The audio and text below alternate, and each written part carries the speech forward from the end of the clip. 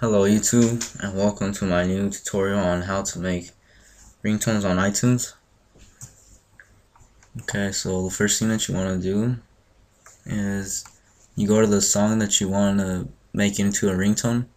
So in this video I'll be making the song Ghost and Stuff by deadmau5.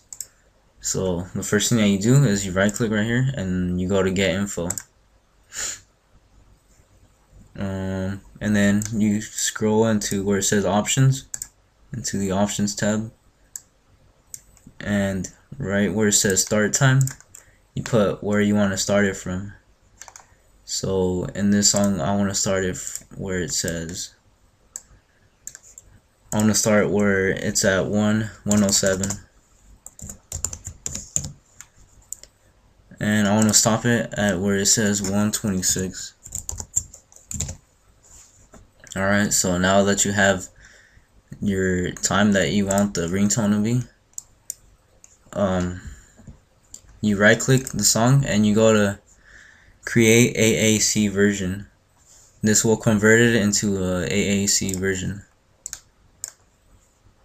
Alright, so now you have your ringtone, but you want it in a different file type. So you drag this into your desktop, and the next thing that you want to do is you want to go to start. You go to control panel, appearance and personalization. You go to folder options and you go where it says view, and you scroll down until where it says hide extensions for known file types, and you want to uncheck that and you apply it. Okay, so after you have that, now as you notice, this file, it says .m4a at the end, and you want to change this to m4r. Okay, and it should say this. Just go ahead and click yes.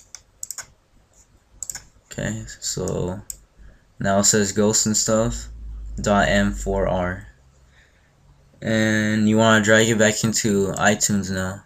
So put that in there and go where it says tones, and you should have your new ringtone.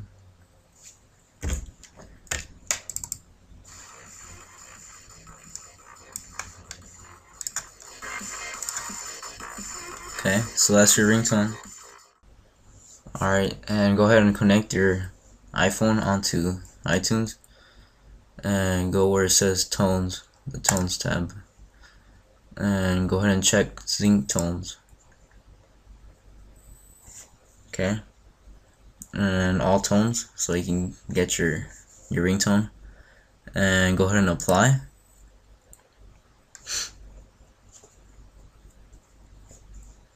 Alright,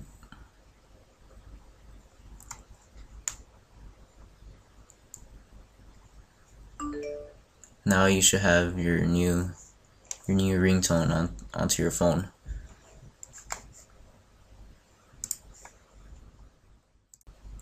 So after you're done with all that, you go back to the original file, and you can put this back to normal. So just go ahead and uncheck it so it starts regularly.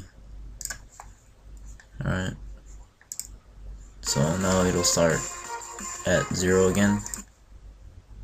And as for this file, you can go ahead and delete it.